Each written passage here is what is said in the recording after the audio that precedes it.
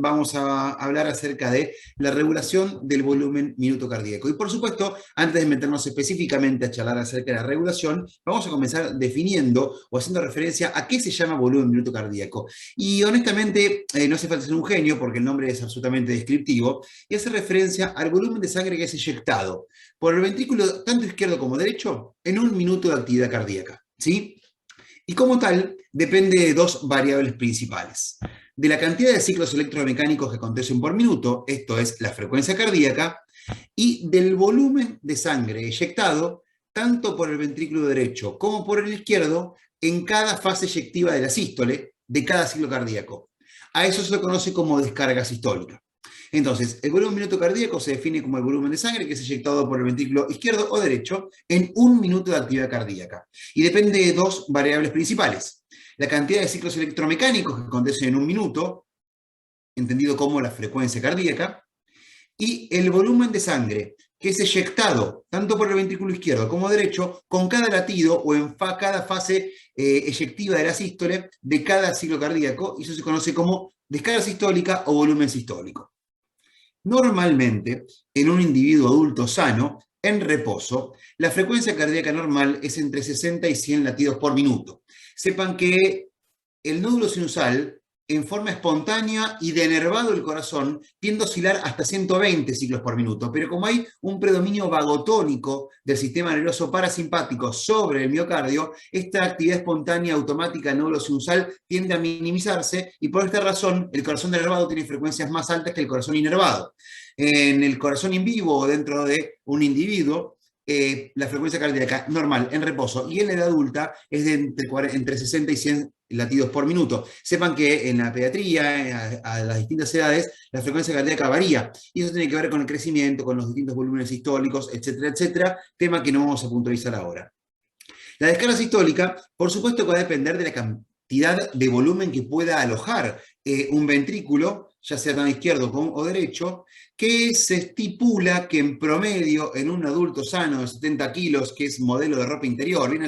Ese objeto de estudio clásico que es casi una persona que no existe, es de aproximadamente 60 a 70 mililitros. Pero esto puede variar y varía mucho. Probablemente mi descarga sistólica sea muy distinta a la de ustedes porque tenemos diferentes hábitos constitucionales o conformaciones corporales y nuestras cámaras cardíacas probablemente alojen volúmenes distintos, ¿sí? De modo tal que un valor que se estandariza es el de aproximadamente 70 latidos, perdón, 60 a 70 mililitros, ¿sí? Van a encontrar 80, van a encontrar 60, no importa el valor absoluto, importa que sepan específicamente a qué hace referencia este concepto. Y dicho sea de paso, les comento que, como tal, el volumen minuto cardíaco en reposo y en un individuo adulto tiene un valor normal. Y el valor normal se estipula o se traspola de haciendo un promedio de una frecuencia cardíaca normal por una descarga sistólica normal de un individuo adulto sano. Esto aproximadamente da un valor de 5.000 mililitros por minuto. Pero también les recuerdo que tiene muchísima variabilidad, porque depende de la variabilidad del rango normal de frecuencia cardíaca y de la variabilidad interindividual del valor del volumen sistólico. En términos genéricos del modelo hipotético de estudio, el valor normal del volumen minuto cardíaco en reposo en un adulto sano sería aproximadamente de 5 litros por minuto o 5.000 mililitros por minuto, que es absolutamente lo mismo. Hecha esta aclaración de definiciones, nos vamos a meter de lleno en lo que específicamente desde el punto de vista fisiológico nos ocupa hoy, que es la regulación fisiológica del volumen minuto. Y esto lo vamos a ver en términos gráficos y lo vamos a ir desglosando la información a medida que esta pequeña charla avance. La descarga sistólica, que como les contaba, era el volumen de sangre eyectado por el ventrículo derecho o izquierdo en cada fase eyectiva de la sístole por cada ciclo cardíaco, y la frecuencia cardíaca son los dos determinantes principales del volumen minuto cardíaco. Vamos ahora a dedicarnos a analizar con cierto detalle aquellos determinantes fisiológicos de la descarga sistólica. ¿Qué significa? Aquellas variables de la fisiología cardiovascular que pueden modificar en más o en menos el volumen de sangre eyectado por el ventrículo en cada latido. Y los determinantes fisiológicos de la descarga sistólica o volumen sistólico son tres: precarga, poscarga y contractilidad. Y nos vamos a dedicar al análisis y la definición de cada uno de ellos, ¿sí? Vamos a empezar con el primero que tenemos en esta pirámide conceptual, que es la precarga. Y la precarga tiene una definición, como la poscarga y como la contractilidad, conceptual y otra en términos fisiológicos más duros. Por supuesto que ustedes tienen que conocer ambas, pero siempre conviene aproximarse conceptualmente a una variable para después entender conceptualizado su definición académica. Entonces la precarga no es ni más ni menos que el llenado ventricular, tanto de derecho como izquierdo, ¿sí? La precarga hace referencia al llenado ventricular. Y su definición fisiológica implica la tensión parietal que soporta tanto el ventrículo derecho como el ventrículo izquierdo hacia el final del llenado diastólico, que por supuesto no es ni más ni menos que una consecuencia de que el ventrículo se haya llenado. Por esta razón, precarga es sinónimo a llenado ventricular. Pero fisiológicamente hablando, y por supuesto aplicando términos biofísicos sobre la fisiología, la precarga hace referencia específicamente a la tensión parietal que soporta tanto el ventrículo derecho como izquierdo en forma secundaria al llenado ventricular que acontece hacia el fin de la diástole. Y como tal, la precarga, por supuesto, que si estamos hablando de llenado, va a depender de dos variables. De qué tanto volumen de sangre retorna y llena el ventrículo, conocido como retorno venoso, y asimismo de qué tanto se deja llenar ese ventrículo, conocido como distensibilidad, pero mejor definido como compliance. Primero vamos a hablar acerca de los determinantes del retorno venoso y en segundo lugar acerca de los determinantes de la compliance o distensibilidad ventricular, que son términos que se utilizan comúnmente como sinónimo por un problema de la traducción, pero que biofísicamente no significan exactamente lo mismo y después se los voy a comentar. Entonces, les contaba que la precarga es el llenado ventricular y se expresa como la tensión parietal que soporta ventrículo derecho o izquierdo hacia el final de la diástole. Y por supuesto, para que el llenado acontezca, tiene que haber retorno venoso. Ya sea retorno venoso a través de las venas cavas, aurícula derecha, para llenar el ventrículo derecho, o retorno venoso a través de las 4 venas pulmonares a la aurícula izquierda para llenar finalmente el ventrículo izquierdo. Cuando hacemos referencia a los determinantes fisiológicos del retorno venoso, sobre todo se hace referencia a los determinantes que regulan el retorno venoso sistémico. Porque si ustedes recuerdan, ventrículo derecho y ventrículo izquierdo funcionan en serie. ¿Esto qué significa? Que todo lo que llenó el derecho, después eventualmente va a ser eyectado hacia la circulación pulmonar y va a retornar al ventrículo izquierdo. De modo tal que si uno dice, ¿de qué depende el retorno venoso ventricular izquierdo? Y del volumen eyectado por el ventrículo derecho, en cierta medida, ¿me siguen? Y por supuesto, hay mucha variabilidad o variables fisiológicas que vamos a charlar ahora, conocidos como determinantes del retorno venoso, que hace referencia en particular al retorno venoso sistémico, al retorno venoso que hace que la sangre del circuito sistémico retorne mediante las venas cavas hacia la aurícula derecha y luego hacia el ventrículo derecho. Los primeros determinantes del retorno venoso tienen 3 nombres bastante tediosos que están expresados en latín, ¿sí? Y como nombres en latín, a todo el mundo le gusta decirlos, pero vamos a sintetizarlos, explicarlos mucho más fácil para que hagan referencia o entiendan a qué hacen referencia. Bis ad son los sufijos que tienen estos tres determinantes. Bis ad tergo, bis ad frontis, bis ad latere. Bis ad significa fuerza desde. Fuerza desde atrás, bis ad tergo. Fuerza desde adelante o desde el frente, bis ad frontis. Fuerza desde los laterales, bis ad latere. Entonces, cuando hacemos referencia a estos 3 conceptos, evidentemente hay una fuerza o un fenómeno inercial que favorece el retorno venoso desde atrás, desde los costados o desde el frente. Y les voy a contar a qué hace referencia específicamente en términos fisiológicos cada uno de estos conceptos. Bis ad tergo, fuerza desde atrás. No hace referencia ni más ni menos a que el retorno venoso siempre depende del volumen sistólico, descarga sistólica, del ventrículo que antecede el circuito en serie. ¿Qué quiere decir? Que para que exista un retorno venoso ventricular izquierdo, tiene que haber existido una descarga sistólica ventricular derecha. Y para que haya un retorno venoso ventricular derecho, tiene que haber existido una descarga sistólica ventricular izquierda. Bis ad tergo, fuerza que viene desde atrás, hace referencia al fenómeno inercial, eyectivo y de retorno de lo que un ventrículo eyecta y el otro recibe como parte de un circuito en serie. Eso es el bis ad tergo. El otro que les contaba es el bis ad frontis y tiene que ver con lo siguiente. Primero les cuento que el bis ad frontis únicamente impacta sobre el retorno venoso ventricular derecho y tiene que ver con el modelo conceptual bicameral tórax-abdomen. El tórax-abdomen en términos funcionales está separado por la cúpula diafragmática, que a medida que se contrae y se relaja, se aplana y tiene forma cupuliforme nuevamente. Justamente, como vamos a ver más adelante en fisiología respiratoria, la función contráctil del diafragma es descender la presión intratorácica por aumento de todos los diámetros del tórax para que el aire atmosférico ingrese a los alvéolos. Gracias a que se contrae y hace subatmosférica la presión intratorácica, Secundariamente, la presión intraabdominal se torna supraatmosférica.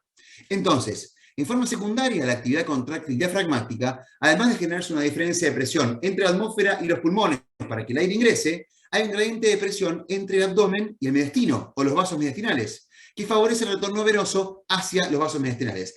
Esto únicamente impacta sobre todo del lecho esplácnico abdominal al retorno venoso a través de la cava inferior, y no tiene impacto sobre el retorno venoso pulmonar, porque al estar dentro del tórax, toda la circulación pulmonar no sufre las variaciones de presión del modelo bicameral tórax-abdomen. Por eso, el VISAD frontis únicamente aumenta el retorno venoso sistémico, más no el pulmonar. Y es la fuerza o diferencia de presión que se genera gracias a la actividad contráctil del diafragma por el modelo bicameral tórax-abdomen. Vis ad frontis, fuerza desde el frente o desde delante. El tercero de estos vis ad es el vis ad latere. Y es a lo que un fisiólogo hace mucho tiempo acuñó como el corazón periférico de Barlow. Esto tiene que ver específicamente con que las venas profundas de los miembros inferiores poseen válvulas que impiden el reflujo de sangre en sentido centrífugo y permiten un ascenso centrípeto. Cuando hay contracción y relajación alternante, por ejemplo, durante el ejercicio físico aeróbico, como lo es correr, la contracción y relajación alternante de los músculos de los miembros inferiores genera una bomba periférica o fenómeno de propulsión ascendente que favorece el retorno de sangre del sistema venoso profundo de los miembros inferiores hacia la cava inferior. Esto es lo que se conoce como vis ad latere y por supuesto tiene relevancia fisiológica, sobre todo durante la actividad física aeróbica tipo correr. Yo estoy sentado en una actividad absolutamente sedentaria y en este momento de mi existencia nada tiene que ver o nada contribuye el vis ad latere con el retorno venoso. Si ahora me chiflo y me pongo a correr como un loquito en la habitación en la que estoy ahora donde está la charla, muy probablemente el vis ad latere tenga relevancia porque empiezo a hacer contracción y relajación alternante de los músculos de los miembros inferiores que generan un fenómeno de bomba o propulsión ascendente que favorece el retorno venoso de las venas profundas de los miembros inferiores hacia la cava y por ende aurícula derecha, ventrículo derecho. Vis ad tergo, fuerza desde atrás. Vis ad fronti, fuerza desde frente. Vis ad latere, propulsión ascendente, corazón periférico, bomba muscular de los miembros inferiores, fuerza desde los costados. Habiendo hecho esta aclaración de los tres bises, hay otros fenómenos fisiológicos que también contribuyen en mayor o menor medida con el retorno venoso. Uno de ellos es el tono del sistema venoso. Ustedes saben que el sistema de venas aloja la mayor fracción de la volemia efectiva circulante. Eso es el volumen sanguíneo, entendido como los elementos formes más el plasma, que circula efectivamente por el sistema de vasos. Normalmente y en reposo, el sistema venoso aloja aproximadamente el 60 al 65% de la volemia. Y esto se le conoce como capacitancia del lecho venoso. La capacitancia del lecho venoso, que es esta capacidad de alojar volemia, varía de acuerdo a las variaciones que sufre el tono venoso. ¿Qué quiere decir? Que si hay un estímulo venoconstrictor, o sea, el tono venoso disminuye, hay menor capacitancia en ese lecho, y esto genera que haya mayor retorno de la volemia alojada en el sistema venoso a las cavas, a la aurícula derecha, al ventrículo derecho. De modo tal que el tono venoso y su capacidad para regular la capacitancia de este lecho es un determinante, por supuesto, muy importante desde el punto de vista fisiológico del retorno venoso. ¿Cuándo aumenta el tono venoso? Por ejemplo, ante la activación del sistema nervioso simpático o ante la activación del sistema renina, angiotensina, aldosterona. Ambos convergen en un fenómeno venoconstrictor, noradrenalina y angiotensina 2, que genera una disminución de la capacitancia del lecho venoso y por lo tanto se favorece el retorno venoso. Tanto un aumento del vis ad tergo, como del vis ad frontis, como del vis ad latere, como del tono venoso, contribuyen con que retorne más sangre, tanto al ventrículo derecho sobre todo, y en segunda medida al ventrículo izquierdo. Asimismo, otro determinante de retorno venoso es la posición corporal. Como estamos en la posición de pie, pasamos a la posición de acostados, despreciamos la variable de presión hidrostática. Esto lo vamos a ver la clase que viene cuando veamos o desglosemos los componentes de la presión arterial. Cuando nosotros naturalmente pasamos de estar de pie y ahora yo me tiro para atrás y me acuesto, estoy en un idéntico nivel hidrostático y favorezco el retorno venoso ventricular sistémico. ¿Sí?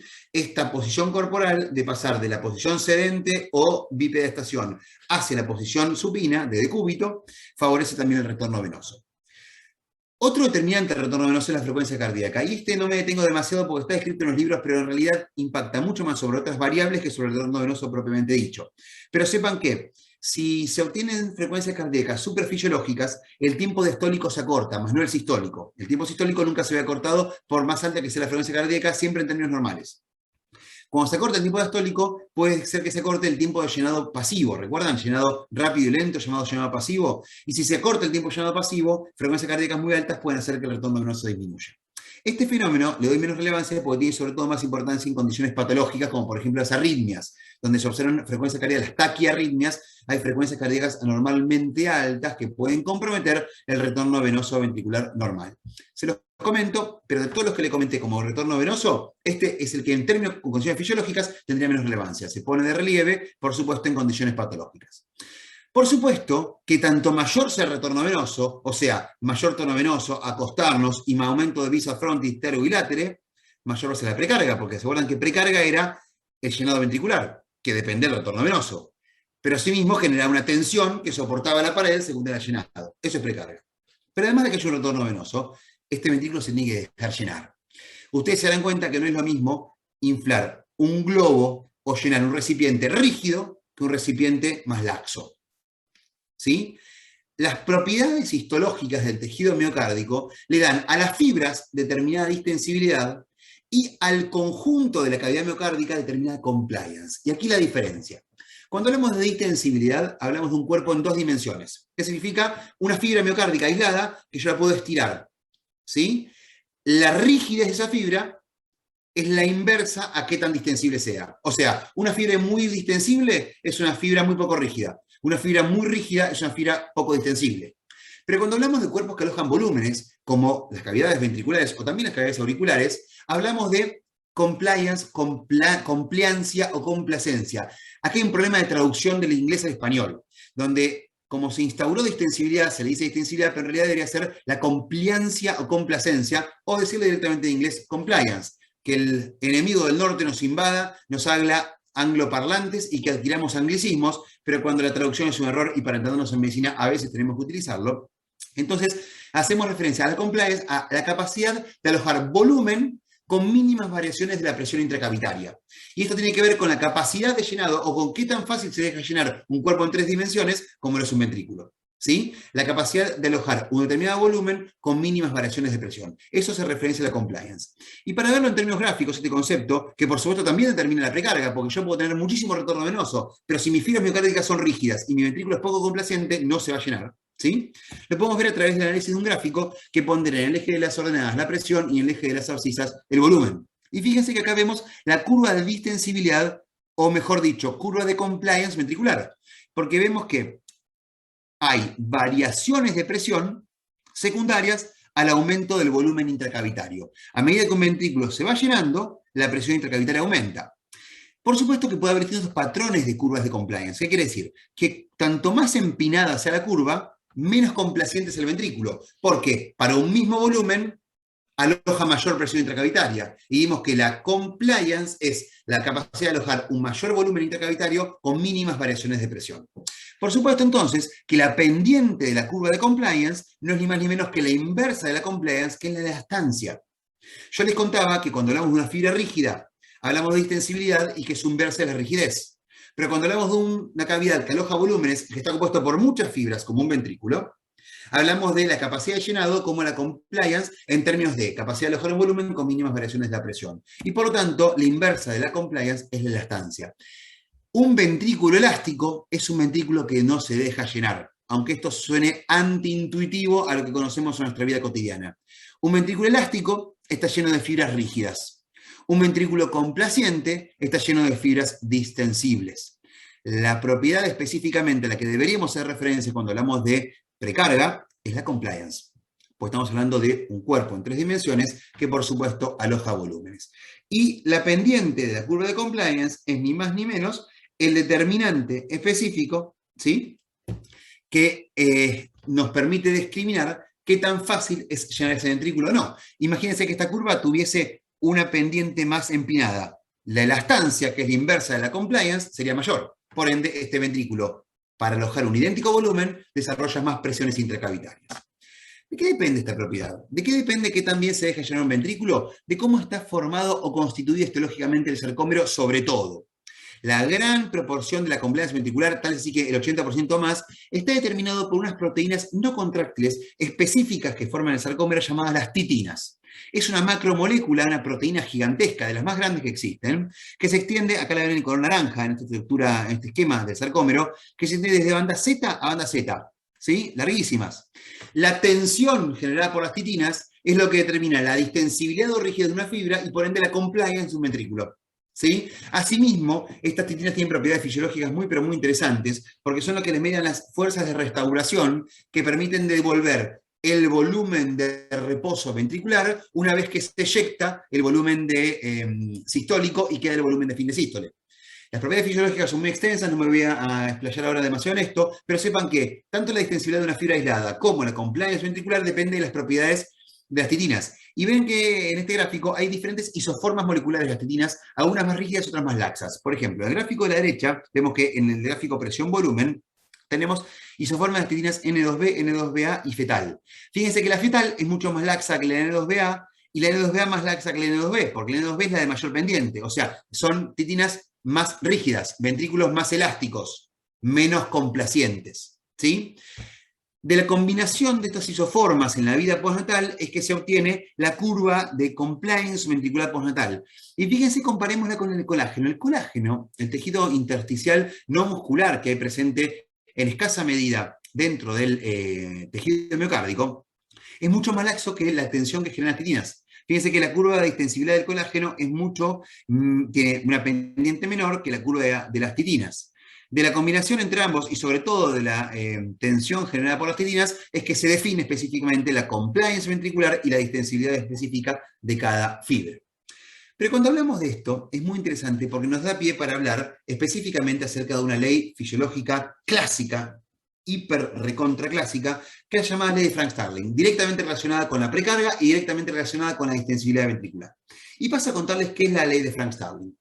Y la ley de Frank-Starling surgió a partir de observaciones hechas en experimentos sobre corazones de ranas hace mucho tiempo, que hicieron Otto Frank y Starling, cuyo nombre de pila olvidé. Pero básicamente lo que describe es lo siguiente. Lo podemos ver en términos gráficos. Cuando vemos un gráfico que en el eje de las ordenadas pondera la fuerza con la que se controla el ventrículo. En las abscisas vemos el VFD, que es el volumen de fin de diástole. O sea, qué tensión está, o lo que es lo mismo, longitud del sarcómero. Longitud en micrones entre banda Z y banda Z. ¿Sí? Por supuesto, la longitud del sarcómero va a ser mayor, tanto mayor está el ventrículo. O sea, que podemos homologar longitud del sarcómero con volumen de fin de diástole. ¿Sí? Lo que vemos es que a medida que el ventrículo se llena cada vez más, ¿sí? El miocardio responde contrayéndose cada vez con más fuerza. ¿Sí? Y esto es lo que se conoce como la ley de Frank-Starling. Es aquella propiedad de un ventrículo sano o intacto de variar o aumentar su fuerza de contracción de acuerdo o en función de llenado ventricular o en forma dependiente del llenado ventricular. Entonces, la ley de Frank-Starling es aquella propiedad de un miocardio sano de variar su fuerza de contracción en forma dependiente o de acuerdo a o en base a el volumen de fin de diástole o la longitud del sarcómero. Lo que podemos ver acá es muy simple. Vemos que a medida que llenamos más un ventrículo, el miocardio responde contrayéndose con más fuerza.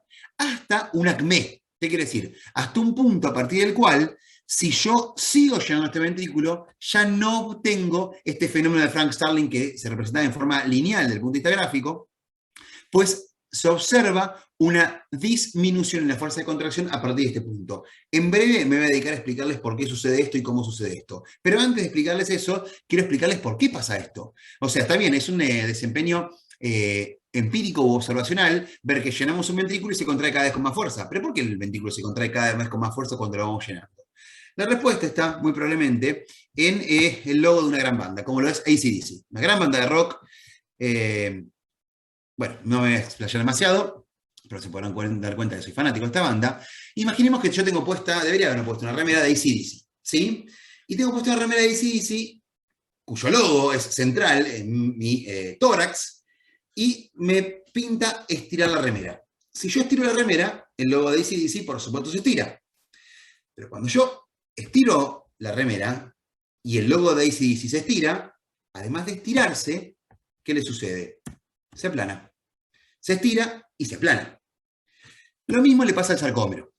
Cuando un sarcómero se estira en forma secundaria al llenado ventricular, las fibras se estiran, hay más tensión de las titinas, de acuerdo a la compliance que determinan, el estiramiento del sarcómero hace que también se aplane. Al estirarse el sarcómero por un ventrículo más lleno, secundariamente en forma consecuente y física se aplana, y al aplanarse mejora lo que se conoce como el espaciamiento reticular, que es el espacio o la distancia física que existe entre los filamentos gruesos y los filamentos finos, y esto permite un afrontamiento actomiocínico óptimo para que el corazón se contraiga con más fuerza. Entonces, el sustento molecular de la ley de Frank Starling, descrita hace muchos años, no es ni más ni menos que al estirar el sarcómero secundario llenado ventricular mayor, el sarcómero se aplana y al aplanarse encuentra un espaciamiento reticular que es una distancia óptima de afrontamiento actomiocínico que permite que las moléculas se encuentren en condiciones espectaculares para traducir la hidrólisis de ATP en contracción mecánica. Fantástico. Y así es como funciona esto, ¿sí? Y de esto no cabe absolutamente ninguna duda. El tema es, bueno, volvamos al gráfico para explicar algunas cositas que pasan, ¿sí? Acá tenemos el gráfico de Frank Starling que les presenté antes, ¿cierto? Normalmente, como estoy yo ahora en reposo, o como están ustedes quizás dormidos, aburridos o puteando en sus respectivas casas o donde estén viendo la clase, el volumen que maneja en reposo cada ventrículo hace que haya una distancia de trabajo habitual entre banda Z y banda Z de las fibras que integran nuestros ventrículos. Y esa distancia aproximadamente es entre 1.6 y 1.8 micrones. ¿Qué significa? Que nuestros ventrículos laburan con un llenado habitual que determina una distancia entre banda Z y banda Z de cada sarcómero, de cada fibra miocárdica, entre 1.6 y 1.8 micrones. Si ahora, por ejemplo, aumenta mi llenado ventricular, por muchas razones, o porque aumenta cualquiera de los determinantes del llenado ventricular que yo les comenté antes, pues es probable que esta curva se desplace hacia la derecha. Si aumenta el volumen de fin de diástole, el sarcómero se estira, y recuerden que se estira y se aplana, se contrae con más fuerza. Hasta el acmé contráctil que acontece cuando obtengo una distancia entre disco Z y disco Z de 2,4 micrones, entre 2,2 y 2,4 micrones. ¿Qué significa? Que cuando estiro el sarcómero hasta esa distancia entre dos discos Z, obtengo la máxima respuesta de Frank Starling. Se obtiene la máxima fuerza contráctil secundaria al estiramiento del sarcómero, ¿sí? Pero vemos que si en el corazón in vivo, o sea, que está puesto dentro de nuestros cuerpecillos, seguimos estirando las fibras miocárdicas, a partir de esta longitud óptima o acmé contráctil, la función o la fuerza de contracción se empieza a deprimir. Tal es así que podemos ver, en el gráfico que estoy poniendo a continuación, que si superamos esta distancia de estiramiento del sarcómero con más llenado ventricular, la fuerza contráctil, lejos de seguir aumentando hasta el infinito, se deprime. Y aquí les quiero contar algo. ¿Por qué se produce esto? ¿Y por qué se produce esto? También se los pongo en consideración contándole lo siguiente. Este fenómeno de acmé contráctil a distancias de 2,4 micrones entre disco Z y disco Z en el corazón in vivo es distinto a lo que se observa en una fibra miocárdica aislada. Ustedes saben que si yo hago un experimento y agarro solamente una fibra miocárdica y le empiezo a estirar cada vez más, yo observo que cada fibra, a medida que la estiro, responde contracciones con más fuerza, ¿sí? Como la ley de Frank Starling. Pero ¿saben qué? Si yo le estiro 2,4, 2,5 o 3 micrones entre disco Z y disco Z, una fibra aislada, se sigue contrayendo con más fuerza. Y puedo llegar a 3,5 y se sigue contrayendo con más fuerza. Y más de 3,5 deprime la contractilidad. Entonces digo, che, qué raro. ¿Por qué una fibra aislada la puedo estirar mucho más que una fibra en vivo? Antes de que se deprima la actividad contráctil en respuesta a la ley de Frank Starling. La respuesta a esto radica en variables geométricas vinculadas con el consumo de oxígeno miocárdico que les paso a explicar a continuación. Esto es el corte de un ventrículo vacío. Un ventrículo lo cortamos transversal y es un corte de ventrículo vacío que no hace falta ser unos genios para darnos cuenta que ahora la imagen dado es un ventrículo lleno. Podemos ver que una vez que el llenado diastólico acontece, y recuerden que estamos analizando la precarga, que es el llenado ventricular, la tensión parietal que soporta la pared ventricular derecha o izquierda una vez finalizado el llenado diastólico, ¿sí? Vemos que evidentemente, con forma secundaria al llenado ventricular, hay cambios geométricos. La geometría de un ventrículo vacío no es la misma geometría que la de un ventrículo lleno. Y esto muy elegantemente lo describe la ley de Laplace, modificada para cavidades con paredes no virtuales, bla, bla, bla, pero a fin de cuentas es la ley de Laplace, ¿sí? La ley de Laplace define la tensión que soporta la pared ventricular una vez llena luego de la diástole, o sea, la precarga, ¿sí? Y depende de la presión por el radio por el doble del espesor. Fíjense lo que pasa. Cuando un ventrículo de estar vacío, en realidad vamos a ver más adelante que el ventrículo nunca se vacía por completo, sino siempre aloja un volumen que no puede ser eyectado, llamado volumen residual, que salvo circunstancias cuando la contractilidad aumente, tiende a ser fijo, y lo veremos más adelante. Cuando un ventrículo se llena, la presión dentro del ventrículo aumenta. ¿Recuerdan la curva de compliance? A medida que se llena más, la presión intracavitaria aumenta. Entonces, cuando llenamos el ventrículo, la presión intracavitaria aumenta. Asimismo, cuando un ventrículo se llena, por supuesto que su radio es mucho mayor que cuando está vacío. Y como pueden ver en esta imagen, cuando el ventrículo se llena, sus paredes se adelgazan, ¿sí? De modo tal que el espesor disminuye. Esto significa que el aumento de radio, el aumento de la presión y la disminución del espesor convergen al unísono para que la tensión parietal aumente. Y esto es la precarga, la tensión parietal que soporta el ventrículo izquierdo o derecho al fin de la diástole. Lo que pasa que la tensión parietal, como vamos a ver en dos clases cuando vemos circulación coronaria, es uno de los principales determinantes del consumo de oxígeno miocárdico. ¿Qué significa? A una pared con más tensión o a mayor precarga, que es decir exactamente lo mismo, hacia el fin de la diástole, el miocardio requiere más oxígeno para funcionar bien. Recuerden que durante la relajación y el llenado también se consume igual cantidad de oxígeno que durante la contracción y eyección, porque contraer un ventrículo y relajarlo es igual de caro en términos de ATP. ¿Sí? Entonces, lo que sucede es que un ventrículo lleno, con alta tensión que soporta su pared, requiere más oxígeno para funcionar. El volumen de llenado diastólico aumenta la presión de fin de diástole ventricular, por supuesto. Disminuye el espesor de la pared y aumenta su radio de curvatura, lo cual esto aumenta la tensión de la pared y en consecuencia aumenta el consumo de oxígeno en el miocardio. El problema es que al mismo tiempo que aumenta el consumo, su aporte empieza a ser un poquito insuficiente. Esto lo vemos en la filmina siguiente. Durante la diástole es donde sobre todo se irrigan el tejido miocárdico por cómo está regulada la resistencia coronaria, que lo vamos a ver en dos clases. ¿Sí? Se lo voy a explicar específicamente en dos clases. Pero sepan que la presión de perfusión coronaria, quiere decir, la presión con la cual se perfunde el lecho coronario, depende de la diferencia entre la presión diastólica, o sea, la presión que hay dentro de la cámara en diástole, y la presión diastólica que hay dentro de las arterias coronarias en diástole, menos la presión de fin de diástole ventricular. ¿Qué significa? Cuanto mayor sea la presión de fin de diástole ventricular, menos será la diferencia entre la presión diastólica intracoronaria y la presión dentro de la cámara. Y por ende, menos presión de perfusión coronaria existe. Como les contaba recién, a medida que un ventrículo se llena, con X curva de compliance, la presión de fin de diástole ventricular aumenta. Y si aumenta la presión de fin de diástole ventricular, por supuesto que la presión de perfusión coronaria disminuye. Hay un punto a partir del cual el llenado ventricular, que aumenta la presión de fin de diástole ventricular, pero que además hace cambios geométricos que aumentan mucho la tensión, hacen que la tensión aumente tanto que requiere una cantidad de oxígeno que la presión de perfusión coronaria es incapaz de suministrarlo.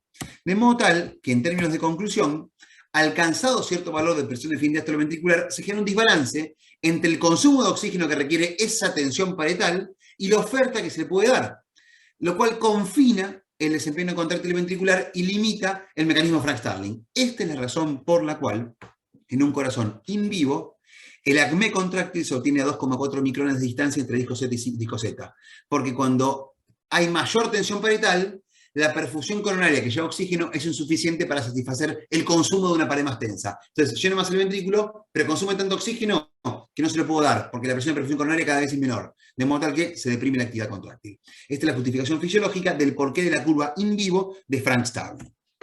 Bien, habiendo definido la precarga, me queda decir que, habiendo aclarado sus determinantes que son retorno venoso y la compliance o distensibilidad, que ya hablamos acerca de eso y qué significa cada uno, sepan lógicamente que todo aumento en la precarga, siempre y cuando la poscarga y la contractilidad no varíen, redunda en un aumento de la descarga sistólica. Quiere decir que cuando hay más llenado ventricular y el ventrículo se deja llenar porque es complaciente, invariablemente, y si poscarga y contractilidad no se modifican, la eyección sistólica o la descarga sistólica aumenta.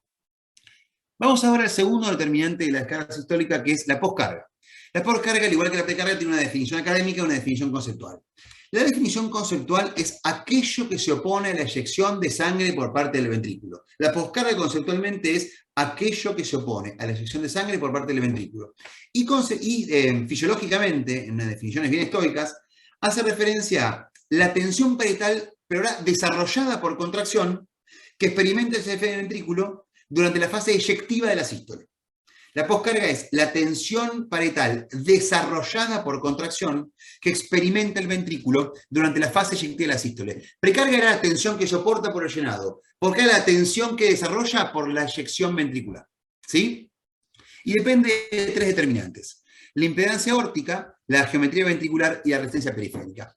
La impedancia aórtica se define como la resistencia que imprime la aorta a un flujo pulsátil.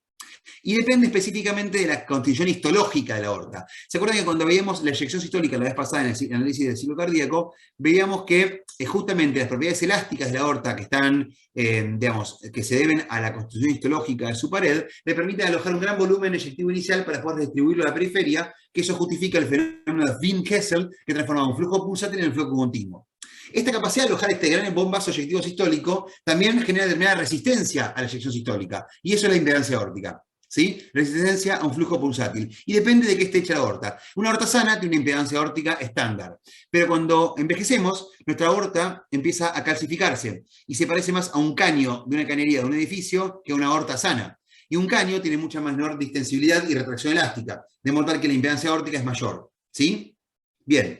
La geometría ventricular para la poscarga las vamos a ver enseguida en un par de filminas para que entiendan a qué hace referencia, pero tiene que ver con las mismas variables que determinan la tensión en la ley de Laplace. ¿Sí?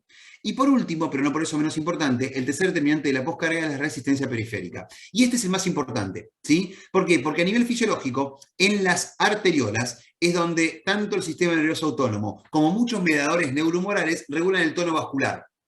A mayor resistencia periférica, quiere decir mayor tono vasoconstrictor, hay mayor oposición al fenómeno eyectivo sistólico y se debe desarrollar mayor tensión activa por contracción para eyectar el mismo volumen de sangre. ¿Qué significa? La poscarga aumenta. ¿Sí?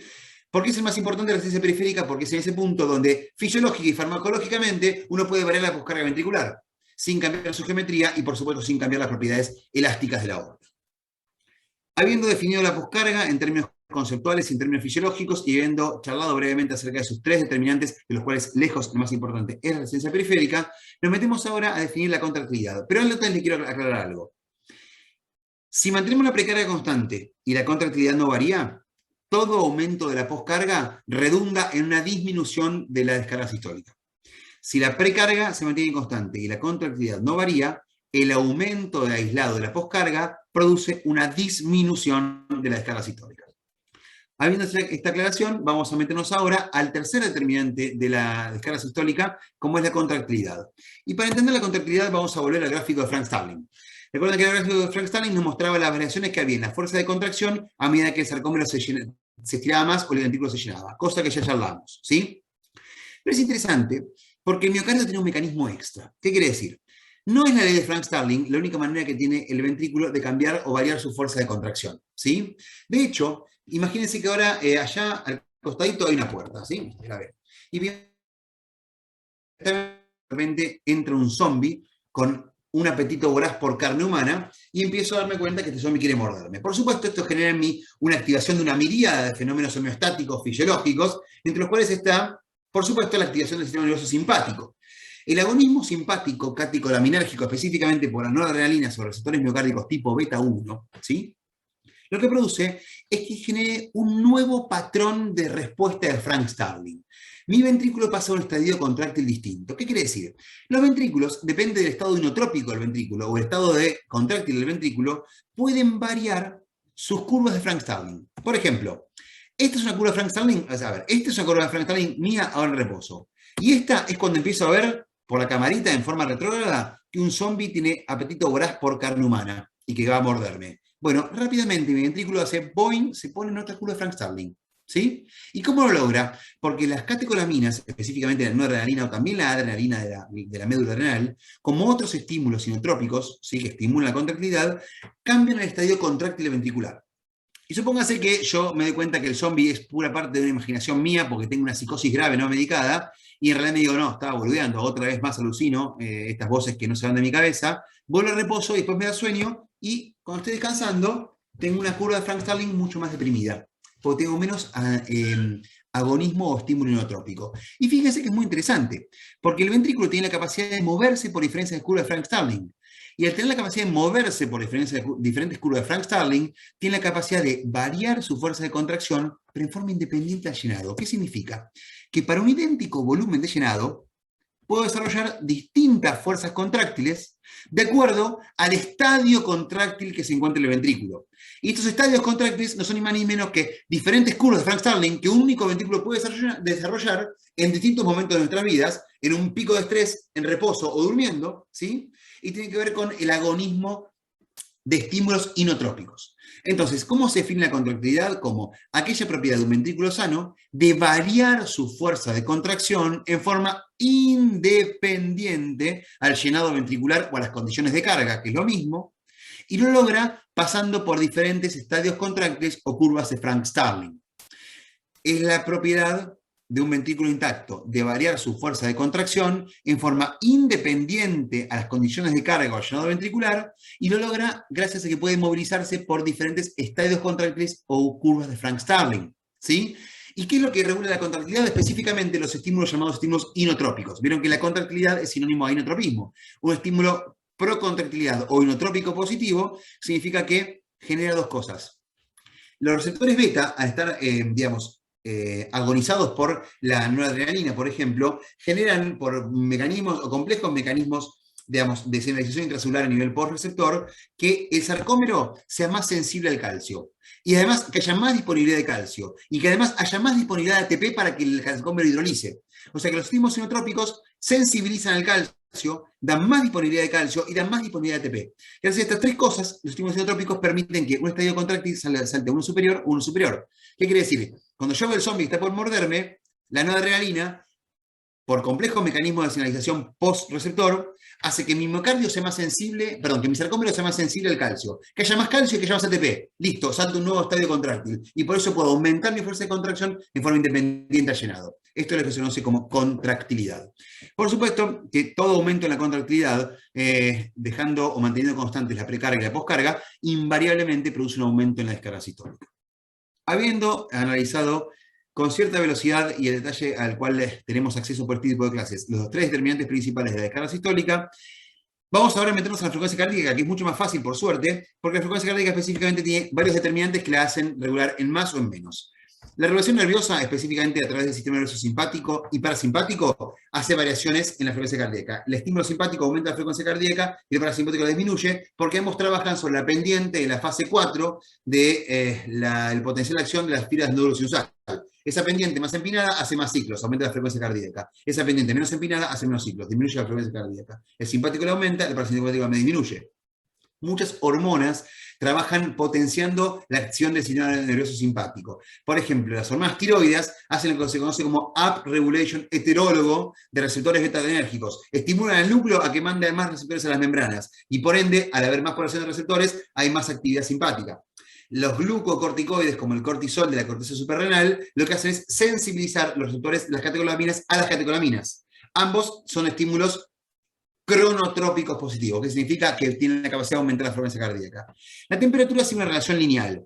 Ustedes saben que por cada grado centígrado por encima de 37 grados de temperatura corporal, aumenta en 10 latidos por minuto normalmente la temperatura. Y esto es porque hay una relación que no se conoce exactamente cómo, pero muy lineal, entre la temperatura corporal y la cinética de respuesta de los canales iónicos que participan de la fase 4 del potencial de acción de las fibras del nódulo sinusal.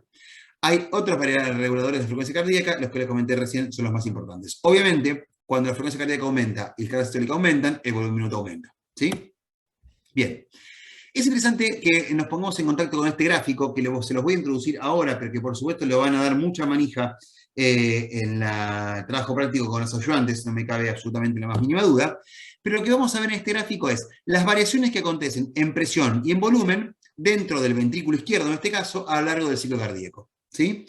Y el ciclo cardíaco, se acuerdan que nosotros lo vimos la vez pasada analizando un gráfico que ponderaba los cambios de presión a lo largo del tiempo. Ahora vamos a ver cómo se relacionan los cambios de la presión intraventricular izquierda con los cambios de su volumen. Y fíjense que acá podemos ver que el ventrículo se llena, que aumenta su presión y que el volumen no varía, se vacía o eyecta y que el ventrículo baja su presión sin variar su volumen. ¿Esto qué significa? Que muy probablemente este punto corresponda con la apertura de las válvulas auriculoventriculares que da origen al llenado ventricular. Comienza la diástole, ¿sí? Perdón, no comienza la diástole. La segunda subfase dentro de la diástole. Hasta el punto a partir del cual vemos que la presión dentro del ventrículo comienza a aumentar. Esto producía que la presión intraventricular sea superior a la presión intraauricular y producía el cierre de las válvulas auriculoventriculares, conocido como primer ruido cardíaco, y comienza la sístole con la contracción isovolumétrica sistólica. Aumenta la presión intraventricular, pero el volumen no varía. Fíjense que lo podemos ver muy bien, isovolumétrico. Hasta, recuerden, que aproximadamente cuando acontece una presión intracavitaria de 80 milímetros de mercurio, se supera la presión dentro de la aorta, se abren las sigmoides y comienza la eyección ventricular, que al eyectar sangre, el ventrículo se vacía. Y mientras se eyecta, llega a un acme de presión desarrollada, comienza a relajarse y cuando la presión está marcadamente por debajo de la presión aórtica, las sigmoides se cierran y generan el segundo ruido cardíaco y ahora sí se da comienzo a la diástole.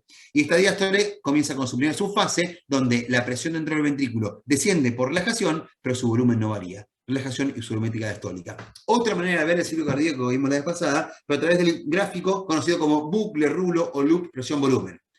Lo interesante de este gráfico es que nos permite también, desde un punto de vista funcional, ubicar los determinantes de la eyección. Porque a fin de cuentas, la eyección, todo este volumen, no es ni más ni menos que la descarga sistólica. Y recuerden que fisiológicamente, cuando vemos el control de un minuto, además de la frecuencia, vemos la descarga sistólica. Lo bueno de este gráfico es que nos permite ubicar gráficamente los determinantes de la descarga sistólica y lo vamos a empezar a hacer ahora. Sin que sean necesariamente mentes brillantes, y si recuerdan lo que charlamos recién, o probablemente también lo hayan estudiado, se acuerdan que la precarga es llenado ventricular. ¿Y cuándo está lleno el ventrículo? En este punto.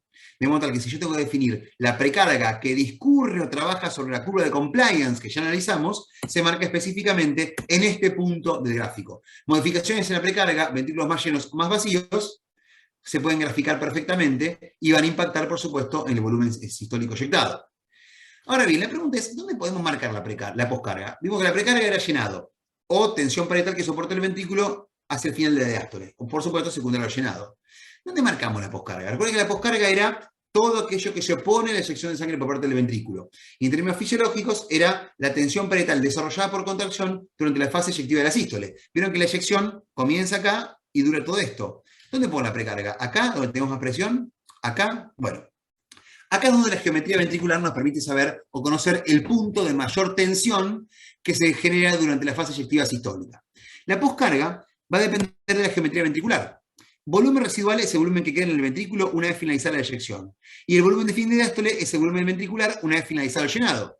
Fíjense que, como les contaba antes, hay evidentes cambios geométricos que pueden analizarse ahora a través de la ley de Laplace, pero para ver cómo está el ventrículo en esta fase del ciclo, cuando comienza la eyección sistólica. Fíjense lo siguiente. Cuando comienza la eyección sistólica, la presión dentro del ventrículo, la presión, fíjense, ¿es la máxima al inicio de la eyección? No, lo es en la mitad de la eyección. Entonces digo, bueno, si la tensión parietal depende de la presión, uno de los determinantes de Laplace, ¿por qué la poscarga no la ponemos acá? Porque vamos a ver que si bien en este punto la presión es menor que en el acme eyectivo sistólico, en este punto el radio de curvatura es máximo porque el ventrículo todavía no se vació y el espesor de la pared es mínimo, lo cual determina que este es el punto de máxima tensión parietal. O sea que ¿dónde ubicamos la poscarga? Al comienzo de la eyección sistólica. Porque si bien la presión no es tan alta como durante el acme eyectivo, desde el punto de vista geométrico, en este punto el radio de curvatura es el máximo, el espesor de la pared es el mínimo, y de acuerdo a la geometría aportada por la ley de Laplace, sabemos que es el punto de máxima tensión desarrollado por contracción. Por esta razón, aquí ubicamos la poscarga. Y por último, la contractilidad, gráficamente, se correlaciona con esta recta que vemos acá, también curva, llamada curva de contractilidad. ¿Cómo se construye esta curva? Bueno, les comento. Las relaciones instantáneas máximas entre diferentes volúmenes de fin de sístole y presión de fin de sístole generan una relación lineal para diferentes poscargas que tiene una muy buena correlación con los distintos estadios contráctiles que les mostraba con las curvas de Frank-Starling. La relación instantánea máxima, que son puntos entre una determinada presión, ustedes se acuerdan que acá termina el sístole, ¿verdad? Para esta presión de fin de sístole hay un volumen de fin de sístole que se corresponde con esta poscarga. Si la poscarga aumenta, la presión de fin de sístole va a ser mayor, pero el volumen de fin de sístole va a ser menor. Variaciones en la poscarga artificiales permiten hacer infinita cantidad de puntos o relaciones instantáneas entre la presión de fin de sístole y el volumen de fin de sístole que traza una recta. Esta es la que se conocida como curva de contractilidad. Y se la plasma así en este gráfico porque tiene una muy buena correlación con la pendiente de los estadios contráctiles de la curva de Frank-Starling. Por ende, las variaciones en la contractilidad se modifican en función de la pendiente de esta curva. Para finalizar, les muestro que al ventrículo derecho le pasa lo mismo, pero es como el hermano más petizo, ¿vieron? Maneja idéntica cantidad de volúmenes desplazados sobre una curva de compliance que es más complaciente y genera menores presiones porque el circuito pulmonar, como les conté la vez pasada, ofrece menos resistencia. Por eso debe tener una menor contractilidad para vencer una poscarga menor.